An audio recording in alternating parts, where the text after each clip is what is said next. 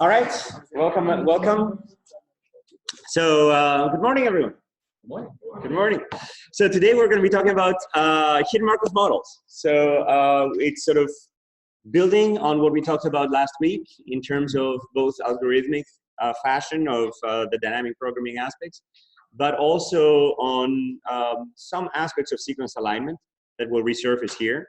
And it's also diving for the first time really deeply into the machine learning part, into sort of how do we learn from the world out there. So we're still in module 1. We talked about alignment 1 and alignment 2. So basically dynamic programming and database search.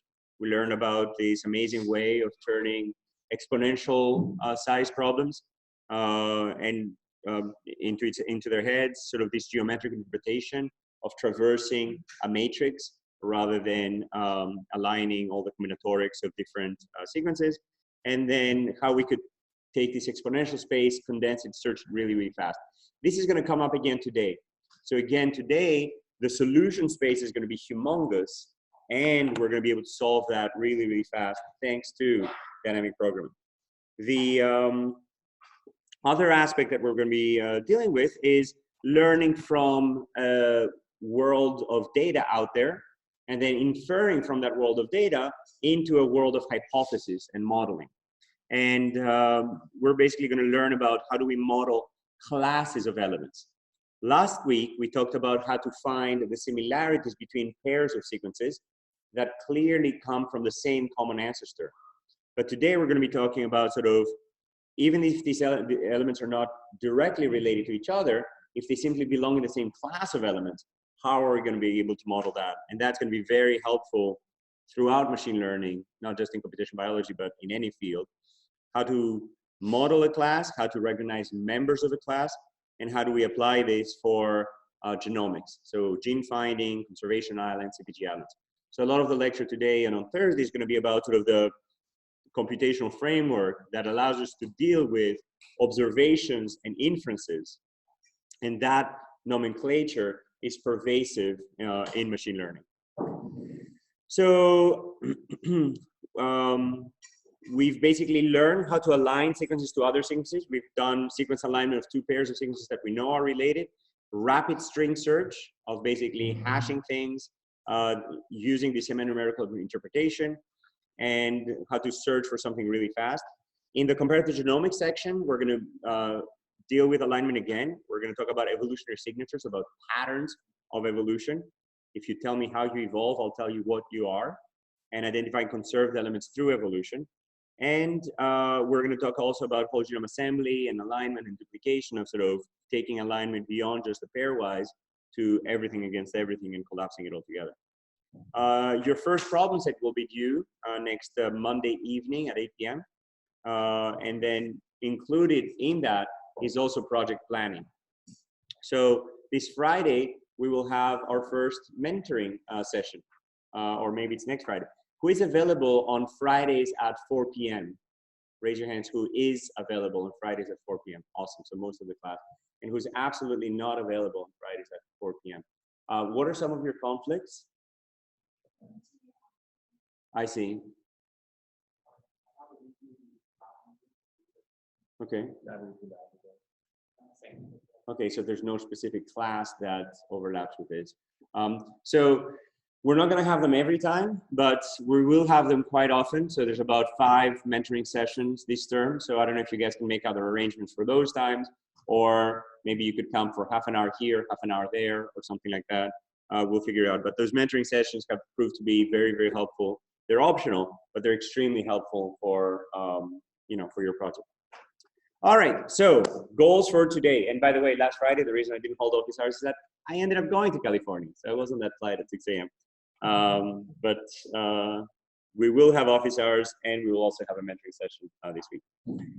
All right, so what are we going to talk about today? So we're going to talk about hidden Markov models, an extremely broad class of machine learning techniques. So we're going to learn about the basics of HMMs, about evaluation, parsing, and posterior decoding, and define Markov chains, define hidden Markov models, calculate the probability of observing data and the model of that data, finding the best model given some observation, searching over all possible models, and then finding the total probability of observing a sequence given our model parameters, regardless of what the particular parsing of that data is, and how to find the most likely state. We're going to talk about state space and basically how to remember more things, how to add more memory, and more generally about learning, about supervised learning and unsupervised learning. And we're probably not going to talk about conditional random fields, even though it's there for the below your mind part of the lecture. All right, so we've learned a lot about sequence alignment. How do we apply this when you have a completely new piece of DNA? So, you know, there's a new virus out there, or there's a new function in the genome that somebody just learned about, and they've just made public this sequence. Or your experimental collaborator just came up with this and says, hey, what does that do? What are you going to do with it? So if they come to you and they say, hey, you're taking computational biology, what are you going to do with this? So what's the first thing you can do with a new piece of DNA? Raise your hands. One answer, two answers, 3, 4, 5. Go for it. Yeah, blast it against the whole non-redundant nucleotide database, also known as NR. Great. I was going to say something online, align to a reference sequence and then identify variants. Yeah. Yeah. So if you know that it's a piece of human DNA, you could align it to a reference human DNA and just look for differences, and maybe the differences will tell you something. And we're going to learn a lot more about that in the comparative genomics section. Yeah. I was going to say blast it. Yeah. Okay. So good. Good. You could look for patterns that you know about. So if there's like ATGs in it, you could look for ATGs like start codons. You could look for stop codon. You could look for some kind of periodicity that might suggest that it's protein coding. You could look for known motifs. If you know that there's known motifs, you know, out there that do stuff, you could search for those motifs within it. So, you know, that's exactly the answer. So basically, first aligning to things that we know about, aligning to things that you don't know about. So maybe you could just look for other pieces that look like that, even if they haven't been previously studied. You could stare at it, right? So, you know, I like to say that the first rule of genomics is look at the darn data. So visualization is extremely important, and you could just like maybe color C's red and G's blue, etc., and then use that to look for patterns with your eyes. Or you could say, hey, are there just too many A's and T's? Maybe that'll say something about the origin of that species. Maybe it's closer to, I don't know, hydrothermal vents if it's closer, you know, higher GC and so on and so forth. Look for recurrent patterns. So even if you don't know any existing motifs, you can look for new motifs based on how often they occur. So that's stuff that we know how to do already. This is stuff that's more a little ad hoc. And then there's the more formal stuff of let's model it. Let's make some hypotheses about what's in it and build a generative model that describes it. So what is a generative model? A generative model is something that's pervasive in machine learning. It basically says, I can build a model of the world that allows me to calculate or to express the probabilities with which that model generates observations, okay? So we're going to do this, we're going to see this a lot. So, you know, next week we're going to be talking about gene expression analysis, and we're going to be doing the same thing of a generative model. We're going to be looking at a Gaussian mixture model. So what's a Gaussian mixture model? It's basically, you have one Gaussian and another Gaussian, and you have some coin that you're flipping to choose which Gaussian will generate the next data point. And that coin may have 2/3 probability of generating data from this Gaussian and 1/3 from that Gaussian. And then you basically flip the coin, you choose the Gaussian, and then you basically generate points according to the probability distribution of that Gaussian. You basically have a mean and a standard deviation in one or multiple dimensions, and that basically tells you what type of points are more likely to be generated from this. So we have to distinguish two worlds. One is the actual observable world, and that's where observations live. So when you sample from that Gaussian is an abstract model. What you sample are observable points, okay? So that's the generative part, where you basically know the model, you know the model parameters, and then you generate data from it. That's why we call it a generative model. The inference part is when you use Bayes' rule to reverse this probability of observing given the model, to basically say, well, what is the probability with which this point that happens to be in the middle of my two Gaussians may have been generated by this or by that Gaussian. I know the forward probability of generating from this Gaussian, which is just given from that formula. It basically has its exponent and the distance between the mean and that point. I know how likely it is to be generated by that point. Basically, given this model, how likely it is that that point will be generated by that model. What I don't know is which is more likely, given that I have observed the point.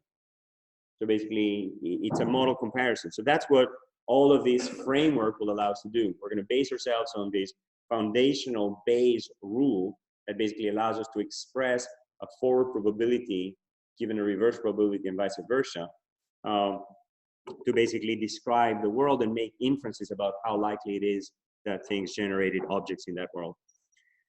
So we're going to build a generative model, and then we will be able to search for sequences of similar type. Not just are these two sequences homologous, do they have the same ancestry, but also are they both genes that encode, I don't know, transporters, for example, because they have particular properties that can be encoded in these generative models, okay? So then the question is, how do we model DNA sequences in particular, okay? So you have this very long chunk of DNA sequence. You'd like to basically say that there are different types of objects that live on the genome, and these have different nucleotide frequencies. The way to model that is to basically say that every class of elements will be emitting sequences with particular properties, okay?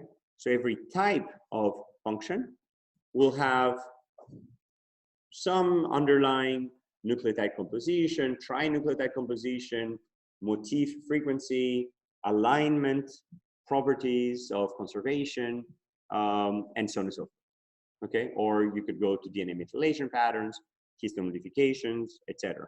So basically, knowing the type, I should be able to emit DNA sequences of that type, and that's the generative part, okay? It's not an exact alignment. You don't just say, oh, let me just copy paste the version of that region, maybe modified. No, it's really a generative model that basically preserves the properties of the type, but not necessarily the identical sequences.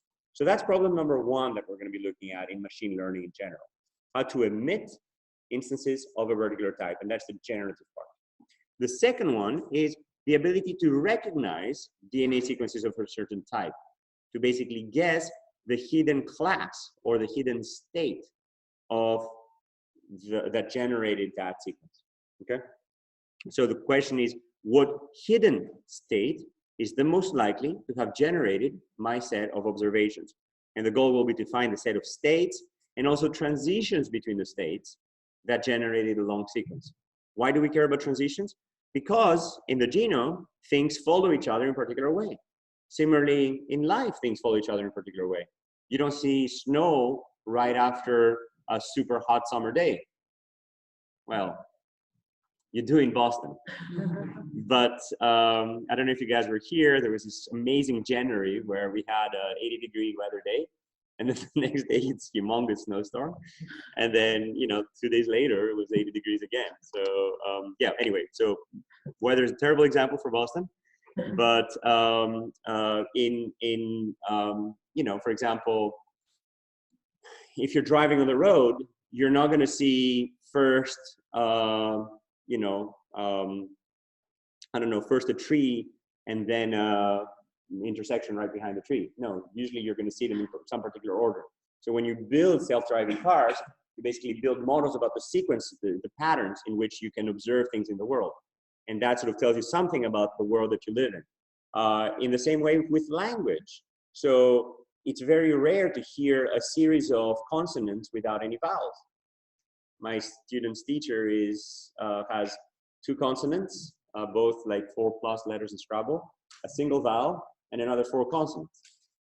That's very unusual. Well, also very high scoring letters in Scrabble. S, Z's, and W's everywhere. There's some model that you have of the English language that says that's probably not an English word. And it's not. It's like a Polish word. So where SZCZ is completely common. So basically, depending on the language that you speak, depending on the world that you live in, depending on the type of city that you're driving in, depending on the type of genome that you're looking at, depending on the type of region of the genome that you're looking at, you expect a particular series of events. So basically, when people write speech recognition software, they will have phonemes that correspond to particular utterances that you hear, and then these phonemes will be translated, but also there will be a Markov chain that will basically guide how likely are they to be arranged in this particular order based on the language that you're expecting to hear. So that's exactly what these transition probabilities give you. In the genome, a promoter region better precede a first exon, and an intron better follow rather than a terminal exon, and so on and so forth. So there's a series of transitions that are tolerable, that are common, that are used by sort of the quote-unquote grammar of the genome. And that's what these transition probabilities capture, okay? So the emission probabilities will basically capture how likely is it to observe a particular sequence from the state that I'm in. And the transition probabilities will basically say, how likely am I to transition from one state to the next, okay? So this is the first, emitting. This is the second, recognizing. So that's basically running the model forward and just generating sequences. This is running the model backwards and saying, great, now that I've seen the sequences, how likely am I to have generated them from different types? And the third one is you would like to actually not only take parameters that somebody gives you, that, hey, this is what the world looks like, but actually learn properties of the world by observing, okay? So you want to be able to train your generative model on large data sets. And we're going to basically learn both how to do that using labeled data, where somebody has gone in and said, this is the letter H pronounced in English after, I don't know, some particular combination of letters, or this is what a tree looks like, and this is what a pedestrian looks like, or this is what you know, promoters look like, and so on and so forth. So that's labeled data. Unlabeled data is basically just, you know, giving a very big data set and letting the algorithm figure out how to partition that big data set into different parts and give them different names, okay? So then the goal of the third problem will be to learn the distinguishing characteristics of each state. And these can come in the form of parameters for a fully parameterized model, or even architectures, where the number of states could be part of the thing that you're learning, or the connectivity patterns of those states could be part of the thing that you're learning. Any questions so far? Am I using any words that don't make sense yet? I will introduce a lot more nomenclature and terminology and mathematics surrounding all these terms, but for now I've been throwing some buzzwords that will hopefully soon make complete sense. Yeah? So you could basically have a promoter region being connected to only the first exon or to all three of those. These connectivity patterns could be part of the architecture.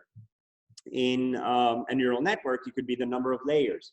In a hidden Markov model, it could be the number of states rather than just the parameters of the states. So the architecture is sort of like the higher level parameterization of your model, if you wish.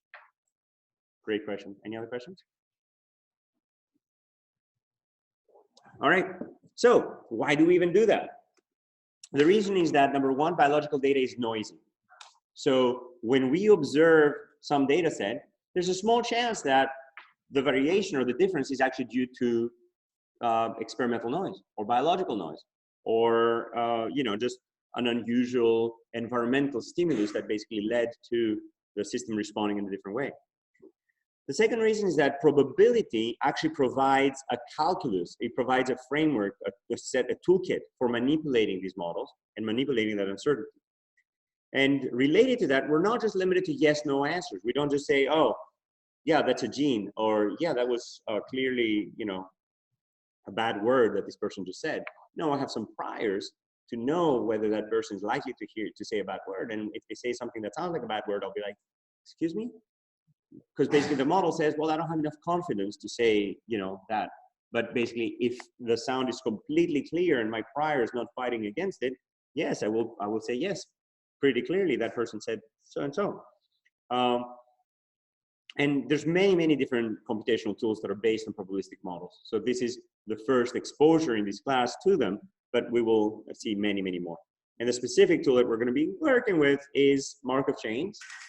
coupled to emission probabilities, and together they will make hidden Markov models. Okay. So going back to the example of weather, a Markov chain is basically telling you that rain follows clouds, follows snow, follows sun with some probability. Okay, and then you're seeing a bunch of sunny days. How likely is it to see snow after that, or clouds or rain after that? And if I see rain, how likely am I to see each of the other ones? So in this particular model of the world, what you see is what you get. Basically, there's nothing hidden about this. All you have is transition probabilities that basically tell you just how likely am I to transition between different types of observations, and there's no, it all depends on the current state. If I'm in this state, it doesn't matter how I got to that state. That basically means that there's no memory. Once I get to a particular state, that finger that I have on that state only remembers that it's in that state. It remembers nothing else about the previous history of the world. And that's why we call Markov chains memoryless. Okay. So what we're going to do to build a hidden Markov model is that we're going to take these this Markov chain, and we're going to put it up there, and then we're going to emit from it the observables. So here there's a disconnect between what state I'm in and what I observe in the world. Here it's a one-to-one mapping. If I see rain, I'm in the state that says rain, and that's it. There's nothing to guess about that. And all it says is I can model the future by running this model forward and telling me how likely is it going to be raining in 5 days or something like that. This model has two components. One is the stuff that I observe. There's no doubt that it's sunny out. There's no doubt that it's rainy out. I mean, in politics nowadays, we've introduced some level of disbelief in facts, but most of the time, people agree on whether it's raining or not outside. I wouldn't want to have this conversation with particular people in the government right now, but this is something that we can all agree on. But that is something that we can plenty disagree upon. Okay, we can basically say, well, what season it is something that I infer, well, sometimes from the calendar, and sometimes from just the series of observations and some underlying model of the world. Okay, so my hidden Markov model basically has a hidden component, and that's just the Markov chain, where I don't get to observe directly. And then a set of emissions, which is the stuff that is actually observable. Okay, and then there's this disconnect between the hidden true state of the world that we truly have never access to. We can just model, but there's some truth out there that you're trying to model, and the set of observations. And in general, any kind of data science aims to gather a sufficient number of observations so that we have more clarity about what's truly going on in the world. Okay, and that's very Platonic, if you're into philosophy, of sort of, we never observe the world directly. We only observe it through our senses, and our senses say sight, temperature, feeling, etc. And all of that gives us some underlying idea about what goes on truly in the world, but that's never directly revealed. Yeah. This doesn't change anything about it being memory. Correct. So this part continues to be completely memoryless. If I put my finger in fall, the only thing that matters is that I'm in fall right now, and the observations of different observables only depend on the fact that I'm in fall, and the next day it only depends on the fact that I'm in fall, but not at all on how I got there. So again, there's no memory. I'm sitting in one particular state at a time. I have my finger on that state, and that's the only thing that matters. Nothing else matters. Sorry, terrible rendition. Okay. Any other questions? Yeah. Trying to build this model, we always say that some of the categorize the hidden observables. So we always have a prior next to So that's where architecture comes in. So basically, most of the time, you will build that hidden architecture, and you will learn parameters of emission and transition given that architecture. In some rare cases, we're also going to do meta-learning that tries to learn the architecture. But yes, the entire set of hidden states and connectivity patterns, all of that is something that the user usually constructs to match the world to best they know. And then you can do model comparisons to basically say, great, I built some model and I built another model. How do I choose between these two models? And that's going to be the evaluation part that we're going to talk about. This P of X given my model that we're going to talk about. So basically, there's going to be some opportunity to select this model or that model, but then we're rarely in this class going to sort of put all of that in the framework of a learning machine that says, okay, you know, this model gives me that probability and that other architecture gives me that probability. Let me now add architectures. So that's something that we're not going to do. In the phylogenetic lecture, we're going to do a little bit of that, but you know, very little in this class. Any other questions? Great question. Did I answer your question? Great. Any other questions? Awesome. So there's a hidden state of the world, which is like, oh, there's a storm system developing. All I see is drops on my window, and I'm like, oh, there's a storm system developing, and that storm system, which is my model of the world, determines the emission probabilities of seeing drops on my window, and then the state transitions are still governed by a Markov chain and their memories. Okay. All right. Let's talk about variables. So X is going to be what we're going to use throughout these lectures for the set of observables. This is going to be my genome. There's no doubt that this is AGT.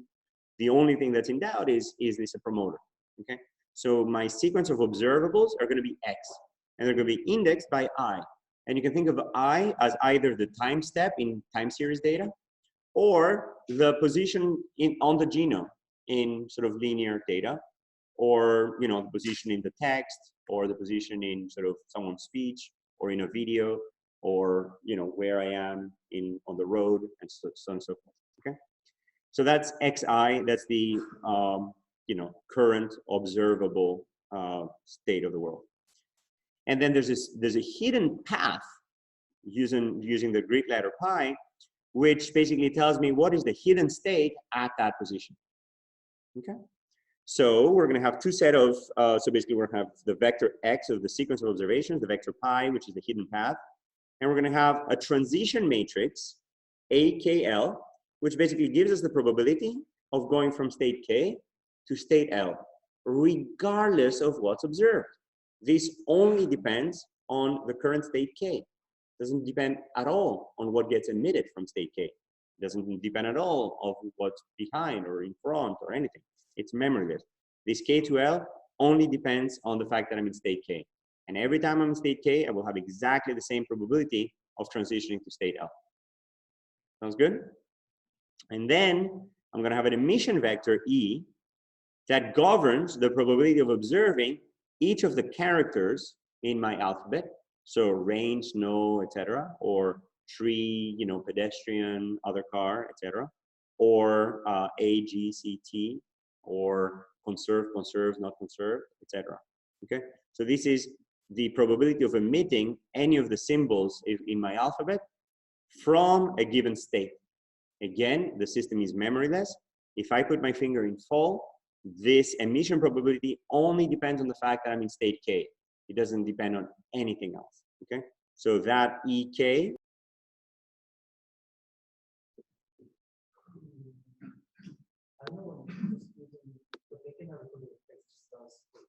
I see. No, I'd love the face. Because it's so different when I can wave my hands. All right, so everybody with me so far? So basically we have this hidden probability of being in this state. Oh, sorry, we have a finger on that state, and being on that state is the only thing that matters, for the next transition and for the current emission. Okay, and the next emission will only depend on whatever state I end up. And the next emission after that will only depend on whatever state I end up after that. Okay. So this basically gives us these transition probabilities, AKL, which basically tells me what is the probability that, given that the current state is K at time point I-1, that the next state becomes L at time point I. Okay. Who's comfortable with this nomenclature? Great, awesome. And then the emission, EK of XI, is basically the probability of emitting character XI, given that the current state at position I is X. And that should have been I. It's embarrassing, I confused Greek letters and English letters because they're the same thing. All right, so this is the omission probability of symbol Xi from state K. Okay, and that's where the super awesomely cool Bayes rule comes in. We're going to have the probability of these forward pointing arrows and these forward pointing arrows part of our generative model. Bayes rule is going to be used to reverse the information flow backwards from these arrows. So the forward direction is simply the probability of emitting character, something at position xi from state k at path position ii. Okay, that's the forward probability. Instead, what I will want to know is what is the posterior probability of being in state k at position I, given that I just observed character xi at position I. Okay, and that's where Bayes rule comes in. The fact that I will be able to sort of express the conditional probability, by sort of reversing that expression. Okay, and we're going to get into the details of that. All right, so here's a motivation. So on the DNA, we basically can model the genome as two different states. One state is I'm in a promoter region. The other state is I'm in a background region. And I can model the different nucleotide compositions in those regions. For example, the background could be a uniform DNA distribution of 25% probability of each nucleotide at every position. And then promoter might be more GC rich. Okay, so G and C each have 40% probability, A and T have only 10% probability. So this is a generative model, and it basically says, what is the probability of observing the letter A given that I'm in a promoter state? And then we're going to be reversing these probabilities using Bayes rule. So basically, we may have some length distribution. For example, promoters might be on average 20 base pairs. Background might be on average 100 base pairs. Okay. And now if you look at different species, for example, human, mosquito, fly, worm, etc., you basically have very different GC distributions surrounding the promoter region where the transcription start site is. So TSS stands for transcription start site, and promoter is usually the functional region surrounding this TSS that points to the polymerase where it should start transcribing. And you can see here that in human, these are very high GC rich regions. In Drosophila, they go from very GC poor to very GC rich, and so on and so forth for different species. In B. subtilis, they are extremely GC poor. Okay. So depending on the species, I may want to learn a model that basically says how GC rich is that region, or how often do I see C followed by the nucleotide G. That's very different. So GC basically means that on the two sides of the double helix, I have a G here and C here. CPG means that on the same side of the double helix, I have a C here followed by a phosphate followed by a G. So the reason why we write it CPG is to remember that this is a phosphate, not a hydrogen bond. Okay, so that basically means that on the same side of the double helix. Everybody with me so far? So basically, how do we model different GC composition? And then we're going to look at CPG because CPG has memory. The specific nucleotide emission depends on what the previous nucleotide was. And that we will look at in the memory section. Okay. So first, we're going to look at this very simple. How often do I see a G or a C or a T or an A? So let's model that using our hidden Markov model. So we're going to basically build a Markov chain, which is above this dotted line. So this is the hidden part of the world. And it's going to have a background state and a promoter state, which is GC rich. And as I mentioned, the frequencies are very different. So I have one chance out of 100 of leaving the background state. That means that I'm going to be leaving it every 100 steps. So their average length is going to be 100. And here, I have one chance out of 20 of leaving the GC rich state, and the other 19 out of 20 of staying. And that basically is encoded in the transition probabilities. Okay. Remember, all these have to sum to 1 because if I'm at that state, I better get out or stay. I mean, stay or get out. And same for here. And therefore, the sum of the outgoing probabilities from every state has to be 1. Everybody with me so far? So now, the cool part about the model is obviously going to be the emission probabilities. And these differ. If I'm in the background state, then each has the same probability of being emitted. And if I'm in the foreground, in the promoter state, then G and C are much more common. Who's 100% with me here? Awesome, great. All right, so that's a very simple model. That's basically to detect GC-rich regions. And the topology or the architecture is basically two states which differ in their nucleotide composition. The hidden states are GC-rich or AT-rich. There's only two hidden states. And the emission slash observations are individual nucleotides. Okay? To detect evolutionarily conserved regions, the topology might again be two states. I don't know if you guys remember, but I told you in the second lecture, when I showed you this conservation plot of human, mouse, rat, and dog with these black conservation islands and these blue exons, I basically said that this black curve was based on a hidden Markov model that has two states. One was conserved, one was non-conserved. Okay, so this is exactly the same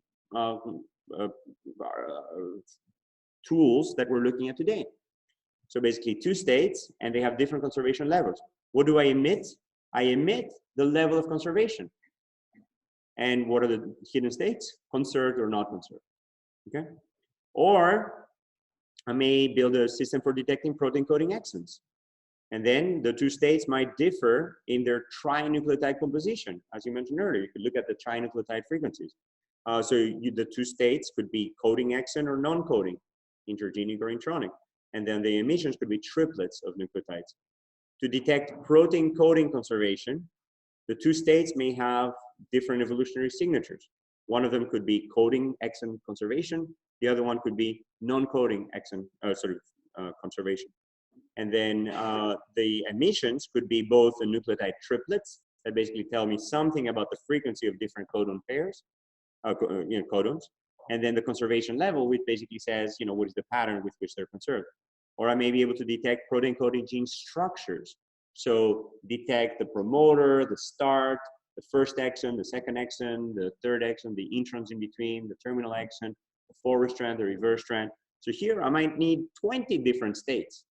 And my model, if you imagine it, is going to be sort of shifting between these different states as it goes through each gene.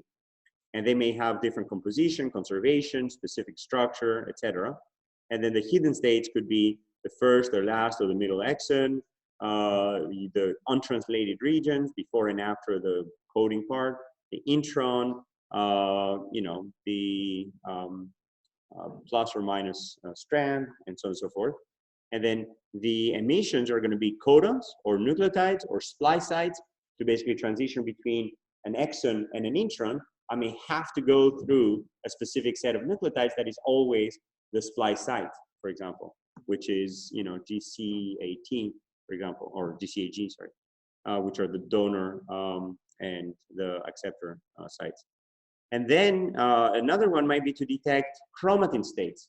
What are those? These are epigenomic information that tells you something about the state of the functional regulatory regions and transcribed regions and so on and so forth in a location of the DNA. And here you may have 40 different chromatin states. This basically tells you enhancer, promoter, transcribed, repressed, bivalent, heterochromatic, polycomb, quiescent, poised, and so on and so forth. Okay, so all of these things could be different chromatin mark combinations. And then the hidden states could be enhancer, promoter, transcribed, repressed, repetitive, etc. And then the emissions could be multivariate. Instead of just emitting one nucleotide, I could emit a vector of mark combinations. So H3K4 trimethylation, H3K4 monomethylation, H3K7 methylation, and so on and so forth could be the things that I emit all in one big chunk. Okay? Who's with me so far? Raise your hands. Awesome. Great. Any questions? Yeah?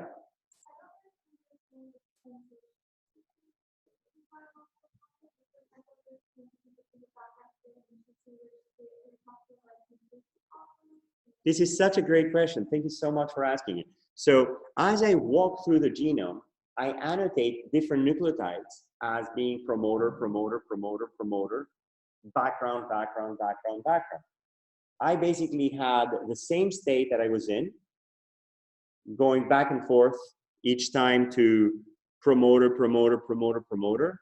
And the transition is basically whether I switch state or whether I stay in the same state.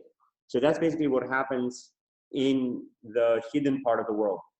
So if you think about it temporally, it's a machine walking down the DNA, one nucleotide at a time. And then it basically decides if it's going to now switch to wear a blue hat. And then it continues walking with a blue hat. And then now it switches to a red hat, and it continues with a red hat. And when it's done, part of the genome is painted blue and part of the genome is painted red. That's exactly what's happening here. So you basically have this temporal interpretation of walking along the DNA. And that's sort of the XI and the pi I that we talked about. And then you have the state transitions being whether I keep my blue hat on or I switch to the red hat as I'm parsing that sequence. So the transitions basically tell you what is the, how often do I switch from one to the other. And this is very helpful in protein coding structures, for example, to say, now I'm in a promoter, I better switch to a first exon. Now I'm in a first exon, I better switch to a first intron, and so on and so forth. And it's also helpful to model the length distribution, where this probability differs from that probability. And that basically means that in the steady state, after this model has been running for a while, I'm more likely to be in a background state because I have a smaller probability of exiting it than in that state. So that's what the transitions are. Does that answer your question? Great. Any other questions? Yeah, go ahead.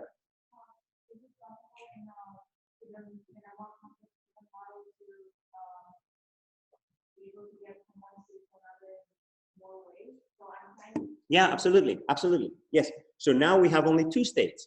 And the only thing that encodes is that I have more chance of staying in that state. With three states, I could have 2/3 chance of going here, 1/6 chance of going there, and 1/6 chance of staying. And that basically means that that state is much more likely to follow this state.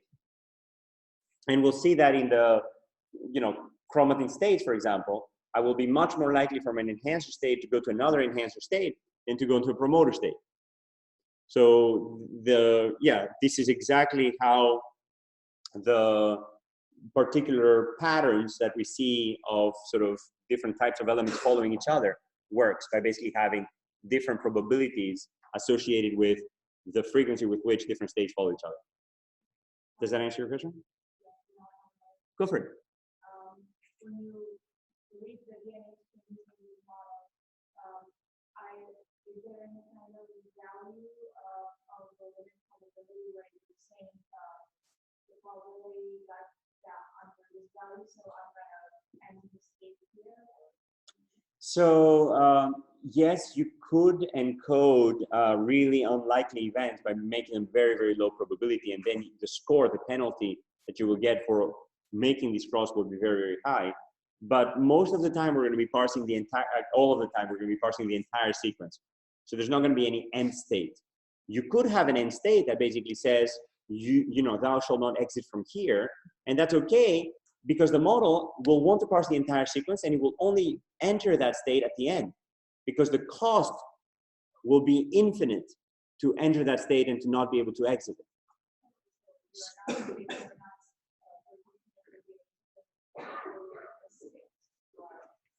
Yes, yes. Correct. So basically, every single location has only one state, and depending on what location, but the way to think about it is not an automaton. So the analogy that I gave, the temporal analogy of walking along the DNA, now I get stuck. This is one path that I could have taken, but that's one interpretation, one parsing of the genome. In another interpretation, you can think of it as, I don't know, parallel universes or something, but basically you're choosing an interpretation of the world, of the set of observation. You're choosing that interpretation above the dotted line that will have the maximum probability. If that interpretation has the little guy walking, getting stuck, that has infinitely smaller probability than some other set of choices that I could have made so that the little guy only gets stuck at the very end of the sequence. So you could encode a model that has a 0 probability of exiting that state, The only thing that it will do is it will force the model to choose some much lower optimality for the rest of the parsing in order to have that part of the parse end with exactly that state, the no exit state. In practice, you don't want to do that. In practice, you want to give some tiny, tiny non-zero probability for every possible transition, because biology is noisy and we don't really fully understand, you know, how the genome works and stuff like that. So you want to give your model the opportunity to pay a big, big cost rather than an infinite cost. Does that answer your question? Great. I know you had a question. Any other questions? Okay, go ahead. Okay, sounds good. All right. Who's with me so far? Yay. All right. So let's do some math. We're now going to calculate the probability of observing a set of DNA letters with a particular annotation pi. Okay? And then we're going to calculate the best annotation given a set of letters, summing or taking the max over all possible paths, and so on and so forth. Okay? But before that, we're going to stretch. All right? So everybody stand up and stretch.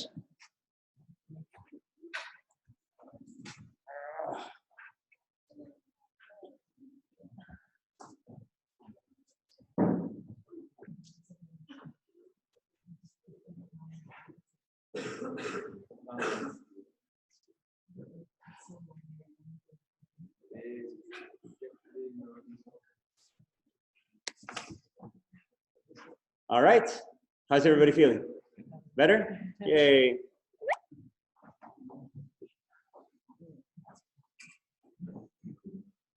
All right.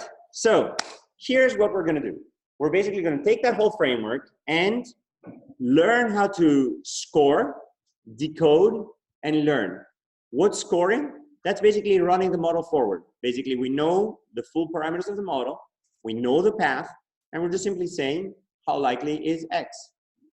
The second one is decoding. We don't know the path, we just know X. And we're finding the path that maximizes that value. Okay, the probability of that sequence given the set of annotations. And then the last part is learning the parameters. And that we're going to do two ways. First, we're going to learn given the path, and then we're going to learn without knowing the path. Okay? The path is basically this pi vector.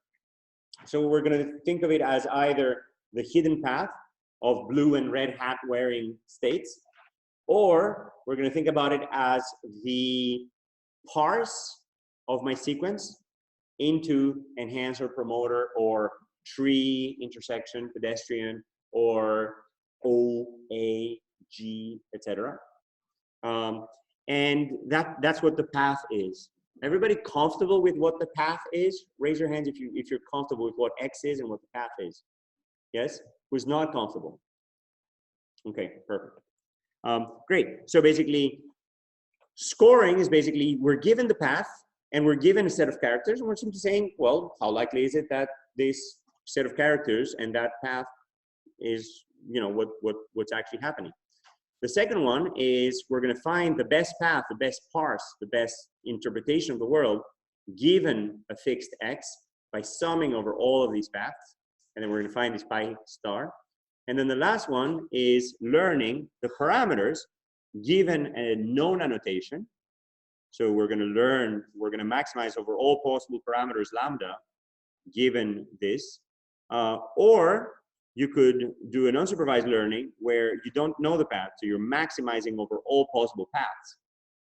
You're basically choosing the maximum path and the set of parameters that maximize that probability of the path. Okay, and that's the first column. This is the one path column. Okay. Trying not to sing. The next one is all paths. That basically says I'm not just going to choose one parse of my sequence. I'm going to choose all possible parses of my sequence. That's a little insane because there's an exponential number of possible parses. But I'm going to score X summing over all paths. Or I'm going to choose the decoding that maximizes the state probability at each position, summing over all possible paths. Or I'm going to do unsupervised learning, not just with a single labeling of the maximum possible labeling, maximum score labeling. Instead, I'm going to label summing over all possible labels, each weighed by their probability. Okay? So let's focus about the first column first, but then we're going to sort of jump around. So we're going to do 1, 2, 3, etc. Okay? So, yeah. Path is the set of hidden variables at every position. So pi I is the hidden state at that position, and the full pi is the path of hidden states. So winter, winter, winter, summer, summer, summer, summer, fall, fall, fall, fall. That's my path.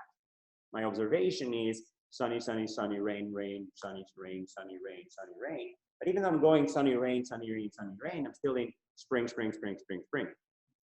Okay? So basically there's some, ability to sort of not transition at every time, every time I see rain, I'm like, ooh, I'm transitioning now. No, because that transition is costly. So therefore, I'm going to stay in spring longer before I transition out of it. It's kind of like, I don't know, it's Boston in the spring, you see 3 nice summer days, you're like, no, I'm not ready, I'm not going to believe you're in summer. And then that saves a lot of sort of, I don't know, costs in psychiatry, therapy, and etc. So basically, the ability to have that transition probability can save you a lot in medical costs and other things. Okay, any other questions? Okay, awesome. So let's do the first box here, scoring X with one path. So I have my sequence of DNA, A, T, T, A, G, G, T, C, T, A. And I have my annotation of background, background, background, background, background, background, background, background, background, background, background. Okay, so what is the total probability of that?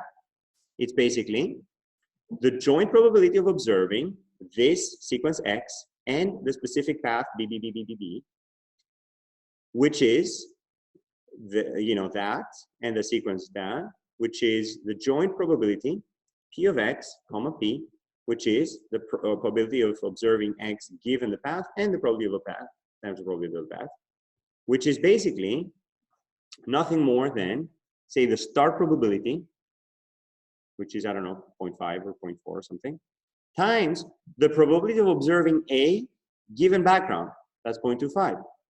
The probability of transitioning to background from background, that's 0.99. The probability of observing T given background, that's 0.25. Transitioning from B to B, 0.99. Everybody with me so far? So the total probability here is 1/2 times emitting any character 10 times and transitioning from B to B 9 times. Okay? And that's just 5.2 × 10⁻⁹. That's the probability of observing this. Why is it so low? Why is that probability so low? Yeah. That's exactly right. They better sum to 1. Basically, across all possible sequences, and there are a gazillion of those, more specifically 4 to the 10, also known as a gazillion. And there's 2 to the 10 possible paths. So if you take 4 to the 10 and 2 to the 10, that's actually pretty probable. Compared, basically, it captures a lot more than 1 over 2 to the 10 times 4 to the 10 options. Everybody with me so far? Good. So that's why this is very, very small. But in practice, we're not going to care about this number. We're going to care about the ratio between having only B's or having only P's or having some P's and then some B's. Yes? It's a little boundary condition. We're not going to worry about it too much, but basically it's simply the start probability of starting in a particular state. In practice, you're just going to look at the stationary probability of being in a particular state after you've run the model an infinite amount of time, and then you can use that as your start probability. Or you could explicitly say, I have a start probability of being in one state or another state. But in practice, the genome is 3 billion bases. That's going to play very little role. And most of the time, we're going to set it to just the background frequency of what fraction of the genome is assigned to each of the states. but that's a great question. Any other questions? All right. So we talked why P is so small. Now let's talk about the ratio between all P's and all B's. Okay, who's gonna win here? So this probability is again emitting A from a promoter is very rare. Emitting G is much more common, much more likely. Okay, so this probability is 0.1, 0.1, 0.1, 0.1, 0.1 times 0.4, 0.4, 0.1, 0.4, etc. Each time emitting, transitioning, emitting, transitioning, emitting, transitioning. Okay, so what is the total? That's 2 times 10 to the minus 9. Can we compare the two and figure out what the ratio is between 5 times 10 to the minus 9 and 2 times 10 to the minus 9? Okay, so the other one is 2.5 times more likely. So this sequence is more likely to be background. And the reason is that it just simply has more A's and T's. Okay, but maybe I can do better.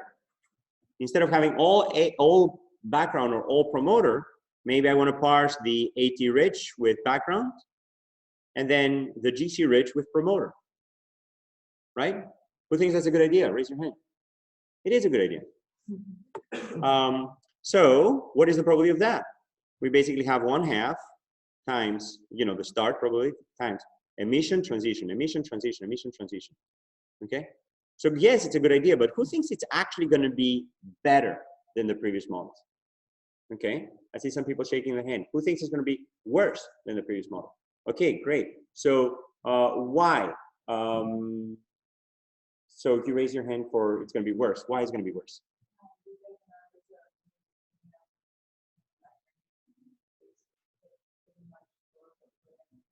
Great. So I may get a marginal benefit here to go from B to P for these guys. So I save, I pay only 0.4 instead of paying 0.25. So I save a little bit here, but I'm paying this huge cost of transitioning out of that state. The model would much rather stay in one state all the time. That's the part about not getting depressed when you see a summer day in March. You basically know that there's a lot more winter coming, so you brace yourself and you're like, well, anyway. So does that make sense? So that's why when I multiply the whole thing out, it's only 1.6, not by much, but you guys had it right. Basically, almost 2 times less likely than the all B option. And the reason is that, yes, I saved here, here, and here, but I paid a higher penalty here, and I definitely paid a very high penalty here and here. Everybody with me so far? So, yeah. So, what's the most effective way? We said the ability to calculate now like the ratio, right, between the two models. And so, at what point do we then impose a cutoff saying this is a significantly greater likelihood ratio than the chance? Yeah. So there's ways of doing that. So basically, what we're going to do is calculate all that out. There's not going to be such a thing of, oh, is the margin so much higher? But that's where this whole matrix will come in. Basically, what we're saying is the best path is only marginally better than the next path and the next path and the next path. And that's what that whole second column is about. The first column says, my best path carries so much of the probability mass that I'm only going to focus on that. The second column says, well, there are only so little differences between them. So instead of basically saying, is this an enhancer region, for example, given the best parsing, I'd rather say, is this an enhancer region given all the possible paths that I could be parsing my genome through? And that's what that second column will be about. That's a great question. I thought you were asking a different question at first, which was also great, but I forgot what the first interpretation was. But no, anyway. Oh, yeah. So I thought you were doing the lecture for me.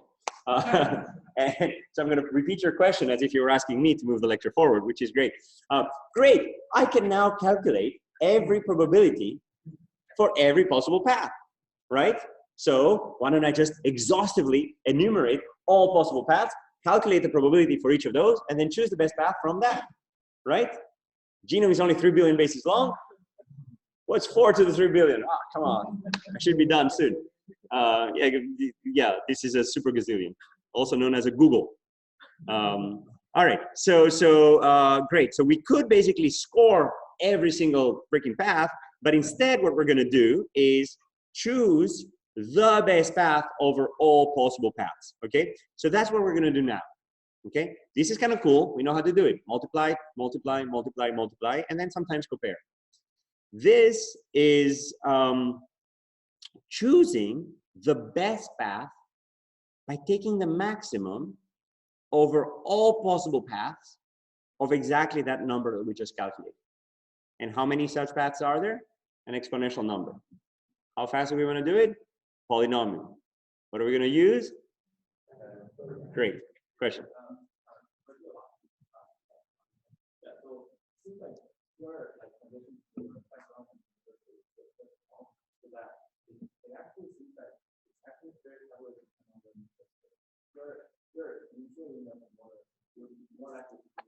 If my genome was only 10 characters long, you're absolutely right. Then this starts mattering, and this starts mattering, and all of that, and you're absolutely right. But in practice, the genome is, super long, like, billion long. And therefore, you guys are saying, oh, I should never transition. The answer is that with only 3 better characters, I was just slightly worse in transitioning. If I had 20, oh, I better transition. And why 20? Remember that 0.05 is every 20 I should expect to switch. So basically, absolutely, your transition probabilities will determine all that. But for now, in my examples, don't worry so much about the initial state because it's going to be washed out over the whole genome. Great question. And very often, by using the second column of these matrices, of this matrix of topics, we're going to be able to sort of say, choose all possible paths going all the way to here, and then go through that, and then choose all possible paths going out there. So we're going to have so much computational, ability to sort of calculate different parts, different places, that we'll be able to ask very detailed questions about all that. All right, any other questions? You guys have great questions. All right, so now let's see how we can use dynamic programming to solve the Viterbi path. And the Viterbi path is going to be this pi star. Okay, this Viterbi path is the path that maximizes this total probability. So what was the sequence of hidden states? We're given the parameters, emission, transition, we're given a sequence of emissions x, a sequence, and then we want to find the sequence of hidden states pi that maximizes that thing that we saw before. Okay, so how are we going to find the most likely path? So we want to find the path pi star that maximizes the total joint probability p of x comma p, pi. And that is nothing more than the start probability times emission, transition, emission, transition, emission, transition, emission, transition, until I'm done. So the product of all that. Everybody with me so far? So it maximizes the start probability, and that's the 0.4 over here, and then all of the emission and transitions. So how do we choose that? We can evaluate any path through the hidden states. We could find the best path by trying all possibilities, which is clearly not practical. Instead, we're going to use dynamic programming. And in particular, we're going to use the Viterbi algorithm. We're going to store the partial computation, and the variable that we're going to score, the Viterbi variable, is going to be the maximum score all the way to position I through state K. Remember, in alignment, my Mij matrix was storing the maximum score that aligns these two prefixes going through this and that letter together.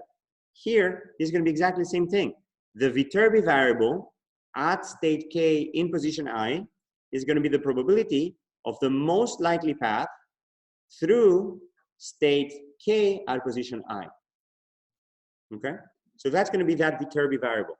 And what we're going to say is that if I know the Viterbi variable for all positions all the way to I, then I will be able to calculate that Viterbi variable for the next position. So we're going to basically say, I can compute this Viterbi variable recursively. And if I have computed it all the way to here, which basically gives me at every hidden state the maximum score until that position, Then I will be able to use all of that to calculate the next. And we're going to see how we're going to do that. Okay? So we're going to define this Viterbi variable up to state k at position I, sorry, going through state k at position I, which is the probability of the most likely path through state k at position I. And we're going to use that to compute the maximum score all the way to position I plus 1 through each of the states k prime. So we're going to compute vk prime at position I plus 1 for all states k prime as a function of some maximum over all previous states k, over all possibilities for the previous state, reusing this maximum score all the way to k. Okay? So it's going to be a very simple computation. We're just going to include the emission score and the cost of the transition. So vk at position I plus 1, namely for specifically state k, or k prime if you wish, then it's going to be simply the emission probability from state k of character at j plus 1, sorry, I plus 1, times the maximum of both of those guys. And I'm going to explain that soon. So basically choosing the previous state and its score, and also the cost of transitioning from that previous state. Because I don't want to just choose a high scoring previous state. I want to choose a high scoring previous state that also gives me a not horrible transition to the current state. Okay? And dynamic programming works because of optimal substructure. Basically, the best path through a given state is the best path to the previous state, the best transition from the previous state to this state, and the best path to the end state. Okay? So as I mentioned earlier, I'm going to calculate this Viterbi variable at every one of those states k at position I using the same variable computed for all previous ones. So I'm going to initialize, you know, with my input and setting all of that to, you know, zeros or ones. And then my iteration is simply going to be choosing the maximum over all possible previous states that maximizes both the total score that I had previously and the transition penalty from that previous state to the current state. And of course, I'm going to update that variable with the emission from the current state, because I will want to use that in the next round of computations. Okay? And then the termination is just, I'm going to take the maximum of the last column. And every time I choose a maximum to update, I will basically say, okay, great. I chose the maximum. Now I know what the best possible score all the way to that position is through that state. And who gave me that maximum? So I'm going to store these pointers. Because at the end, I will want to paint a path that basically tells me what is the hidden state at every position, starting from the maximum overall here, and then tracing back through which previous state transition gave me that maximum. Okay? So I'm going to follow the max pointers back, and it's similar to aligning a set of states to a sequence. In practice, we're going to use logs for computation to make things work so that they're not tiny, tiny probabilities.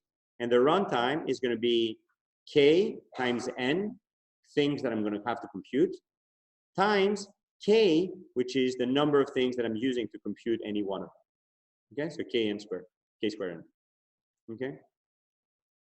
Raise your hands if you're with me. Awesome. Very, very good. Any questions, clarifications, comments, explanations, rephrasings? Yes? So the k of I is marching along, you know, sort of that no row might be this interpretation of itself. Won't every, and if then. So let me first clarify what you just said. So I'm going to be computing this, that, and then marching along. This, that, marching along. This, that, marching along. So before I compute any one of them, I will have computed the whole column. And before I move to the next column, I will compute that whole column. Which order doesn't matter. I can compute any of them in any order. Most of the time, I'm going to go from the top to the bottom, and then compute the vk of I for every k at position I before moving on to vk of I plus 1 for every k at position I plus 1. Great. Yes?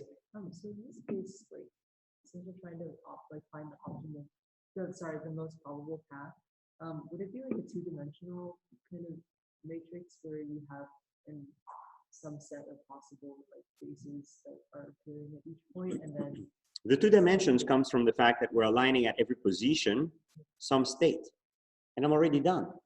Because after I trace back, I just basically stay, I was in promoter, promoter, promoter, enhancer, enhancer, enhancer, or rain, rain, rain, or sorry, fall, fall, fall, spring, spring, spring, etc. So basically, when I get to the end, that's the label that maximizes the total path ending at that position. Once I have that label, I know that I ended up in winter.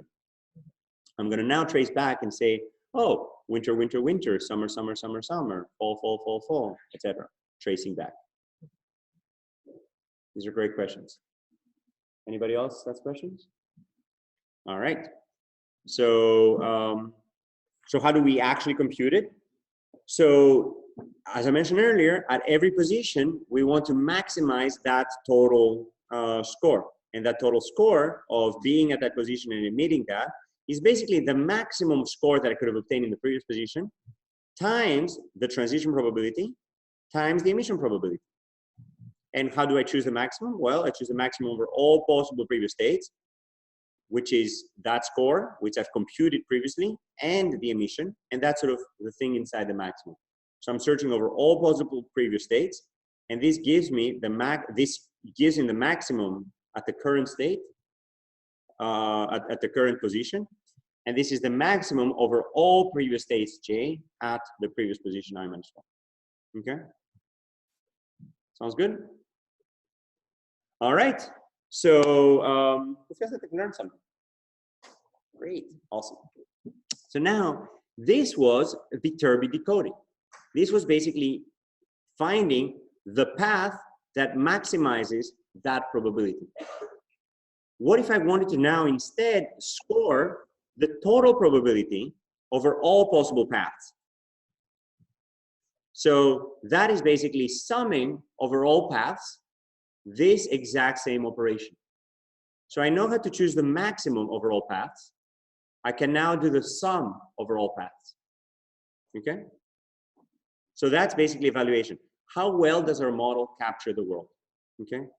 So given, you know, a particular sequence, I want to basically think about all of the possible ways that I could go through that sequence. Okay? And to do that, we're basically going to, you know, ask, well, I could basically go through, you know, this path, or I could go through another path, or I could go through another path. And what I want to know is, what is the total sum probability over all possible paths of obtaining that sequence? Okay? So what I want to know is, given an HMM, I could generate this sequence with some probability with a best path. And the question is, well, could there be some other paths that also generate that exact same sequence? And yes, there could have been another path, and another path, and another path. So what I want to do is now calculate over all possible paths that could generate the same sequence, what is the total probability of observing exactly that set of characters? Who's with me on the problem statement itself? Raise your hands. Awesome, great. So we have some sequence X that can be emitted by the you know, model of the world, and we can calculate its likelihood. However, in general, many different paths may emit the same sequence X. So how do we find the total probability of generating a given X summed over any path? So given a sequence X, what is the probability that X was generated by our model using any path?